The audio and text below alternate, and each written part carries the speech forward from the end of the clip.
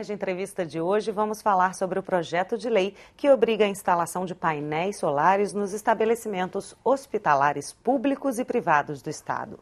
O objetivo é reduzir gastos e danos ao meio ambiente. Os hospitais são grandes consumidores de energia e fazem parte de um grupo da qual não se pode exigir racionamento. Atualmente, o Rio de Janeiro vive a pior crise de abastecimento de água. Segundo o governador, o racionamento foi descartado, mas se não chover nos próximos meses, tudo pode acontecer.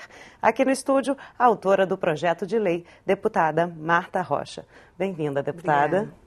Bom, antes da gente falar sobre o projeto, eu gostaria que a senhora explicasse como funcionam esses painéis. Na verdade, quando nós pensamos nesse projeto, eu pensei um pouco fiz uma retrospectiva do que está acontecendo nos últimos, vamos dizer aí, nos últimos 10 anos, né?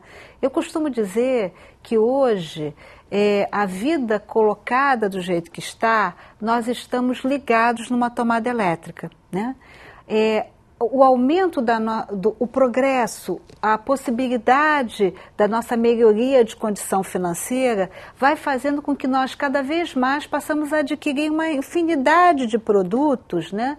E criando um certo isolamento entre as famílias, né? Então, cada um tem sua TV, cada um tem seu celular, cada um tem seu laptop, o seu computador. Então, eu costumo dizer que a vida moderna hoje nos mantém ligada numa tomada elétrica. Se a gente observa isso como uma condição natural do progresso, do outro lado, há um despertar de preocupação com o meio ambiente. E no caso do Brasil e no caso do Rio de Janeiro, em particular, essa energia é uma energia que está diretamente vinculada à questão da água, né? Por outro lado, se hoje nós não estamos vivenciando um momento de racionamento, isso não quer dizer que nós não devamos ter um comportamento racional diante do uso adequado da energia, seja em respeito ao meio ambiente, seja em respeito ao futuro, não importa se nós vamos estar vivos ou não, acho que todo mundo tem obrigatoriamente um compromisso com o futuro. O passado a gente não tem como mudar, o presente a gente tem que viver, mas viver esse presente de modo que o futuro seja um prêmio e não uma tragédia na vida das pessoas. Então, esse projeto ele surgiu exatamente dentro desse conceito de um respeito ao meio ambiente e buscando as novas tecnologias que possam dar uma garantia do uso adequado da energia. Eu sei que a senhora não é técnica, né? Mas para que as pessoas que estão em casa possam entender como funcionam esses painéis no sentido de a energia renovável. Exatamente isso. Esses painéis, há um estudo, né, que diz que antigamente o retorno financeiro seria em torno de 10 anos.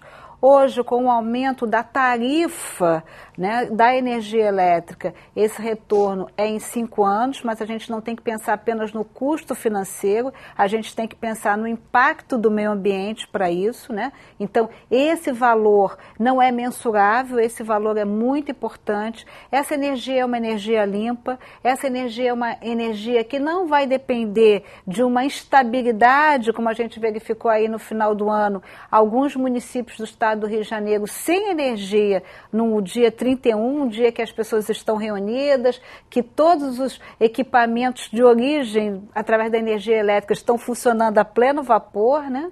Um dia de festa, então isso jamais vai acontecer. E quando a gente vincula isso aos hospitais, é exatamente porque o hospital, pela sua estrutura de ação, ele tem um universo de equipamentos que não podem sofrer racionamento. Nós não podemos, né? Na casa da gente, a gente pode decidir, né?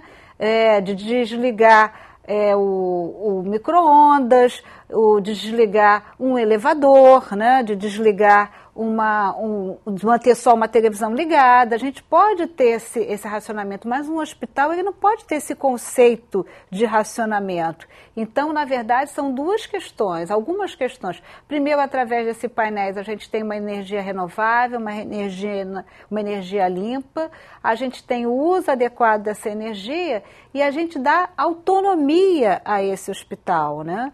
E a gente dá a possibilidade de que essa energia, esse hospital esteja sempre em pleno vapor, qualquer que seja o valor daquele consumo, né? Então, acho que esse olhar também é importante. Não corre um risco de apagão, por exemplo? Não corre um risco de apagão, porque hoje, o exemplo que eu dei aqui, que atingiu inclusive algumas cidades de áreas litorâneas em que há uma expressiva presença de turistas nessas épocas festivas, se nós estivéssemos falando de um hospital, nós teríamos que ter um outro tipo de serviço, fosse um gerador, e através dessa energia dar uma autonomia e uma independência a esse equipamento hospitalar. Agora, essa tecnologia, ela ainda é muito cara, né? A senhora acredita, bom, antigamente parece que o retorno era de 10 anos, né, desse investimento. Atualmente são 5 anos. A senhora acredita que esse investimento do Estado terá um retorno de 5 anos? Eu acredito que sim. Se é só a gente olhar as anotações que nós fizemos durante 2015 e o que gastamos com energia, né, se comparar esse dado com os dados de 2014, a gente vai ver que o aumento foi expressivo. E se nós compararmos, né, a nossa angústia de imaginar que há uma promessa de não haver racionamento, mas isso também não depende do governador, né? Não depende dos gestores públicos. Na medida em que a energia elétrica tem uma dependência direta e imediata com a questão hídrica, com a água, isso depende de outras conjunturas, né? Então, eu acho que o retorno, a gente tem que pensar em alguma coisa que é matemático, que a gente vai fazer uma conta do custo-benefício e alguma coisa que é imponderável, que é o custo do meio ambiente e que é a manutenção e autonomia desses equipamentos hospitalares. Sem contar o custo com a conta de luz, que vai diminuir aí bastante coisa. Não há dúvida nisso. Eu acho que vamos dizer, num futuro, talvez não imediato, mas de médio prazo, eu acho que vai também ter para o próprio gestor público um ganho de economia. Esse ganho pode não ser imediato, né? Mas esse ganho é real e pode acontecer a médio prazo. Agora, apesar de ser ainda uma tecnologia cara, aos poucos vai se popularizando, né? A UFRJ, por exemplo, aqui no Rio, inaugurou aí o maior estacionamento solar do país, né? A senhora acredita que essa é uma tendência para o futuro? Eu acho que sim. Quando você faz uma leitura, tá, das inovações, por exemplo, no âmbito da arquitetura, né, da construção de residências, você vai verificando esse compromisso cada vez mais permanente, né, com a questão do meio ambiente.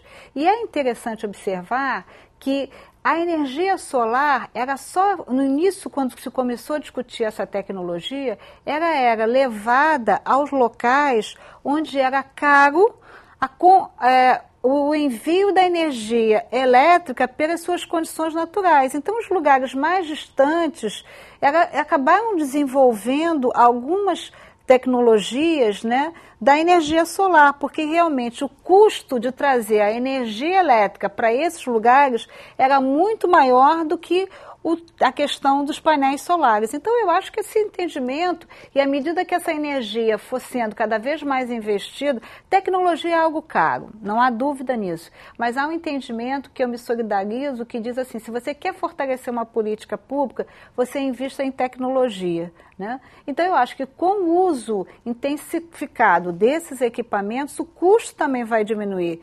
E a gente está verificando aí, né, nós lamentavelmente ganhamos como presente aí de ano novo o aumento de algumas tarifas, né? Então é só a gente imaginar esse custo para a gente ver que a médio prazo não vai ter dúvida que será um bom investimento. Esse estacionamento solar da UFRJ mesmo, segundo a revista Época, parece que a universidade vai economizar economizar cerca de R$40 mil. É um valor considerável. Né? Então, se a gente colocar R$40 mil ao mês, né, e multiplicar isso por 12, são quase R$500 mil.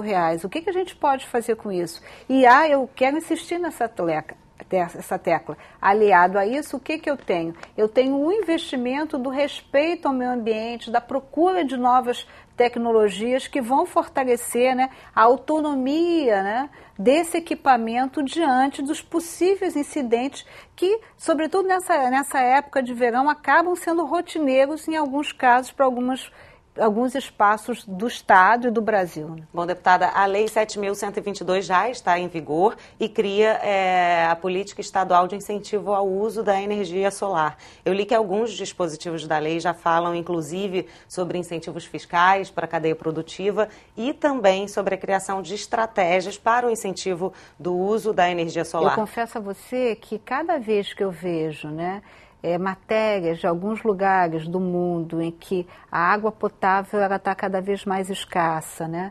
Eu confesso a você que eu fico muito assustada, né? Não me importa se isso vai acontecer daqui a 100 anos, se isso vai acontecer daqui a 100 mil anos, não me importa isso. Eu acho assim, me deixa profundamente assustada essa possibilidade. Acho que esse programa de incentivo e esse projeto de lei, eles caminham juntos e no mesmo sentido, né? No sentido de fortalecer essas novas tecnologias, entendendo que o que você fizer aqui no presente vai se refletir no futuro. Então, eu não tenho dúvida que o mundo como um todo, diante desse olhar atento àquilo que o ser humano fez contra o meio ambiente, né? Essa coisa que esse jeito que o homem, né? Aí o homem, o ser humano, né? Teve de lidar com o meio ambiente, não entendendo, né, que isso poderia um dia ter fim, eu acho que há uma mudança de comportamento, há uma mudança de entendimento da população como um todo no mundo. E eu acho que esse é um caminho que se sinaliza para o mundo inteiro e o Estado do Rio de Janeiro, como um Estado de vanguarda, não ficaria atrás desse entendimento. Então, eu acho que tanto esse projeto como o próprio entendimento do fortalecimento dessas novas tecnologias caminham exatamente no sentido da preservação do meio ambiente. Bom, deputada, estamos chegando aí no finalzinho do primeiro bloco. No próximo bloco a gente vai falar um pouquinho, vamos entrar mais a fundo no projeto de lei e também vamos falar sobre a questão da crise hídrica mais um pouquinho. O Alerj Entrevista vai para um breve intervalo e a gente volta já já.